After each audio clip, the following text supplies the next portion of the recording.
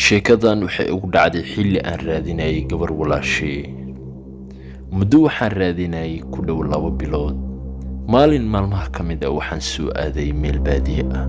Kadibna waxaan arkay guri weyn ku yaala meel geed hoostiisa ah. Si dhaqsi leh ayaan gurigii u soo galay. Durba ishii waxay qabteen meel aad u moodo in lagu nool yahay oo kale.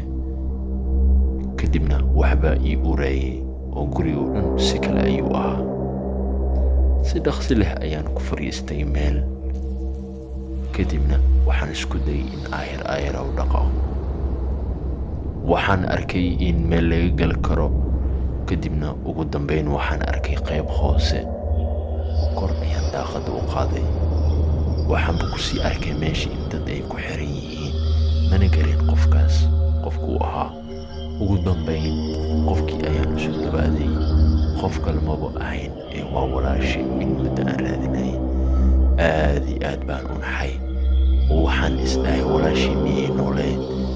Anigoo dhan waxaan sameeyay waan fahmi waayay. Ugu dambeyntii waxba isu shanqaray gadaasheeda oo idil. Waana garan waay waxaas waxay ahaayeen. Laakiin gadaal markaan tagnaa waxaan dareemay in wax weyn ay gadaasheeda taagan yihiin.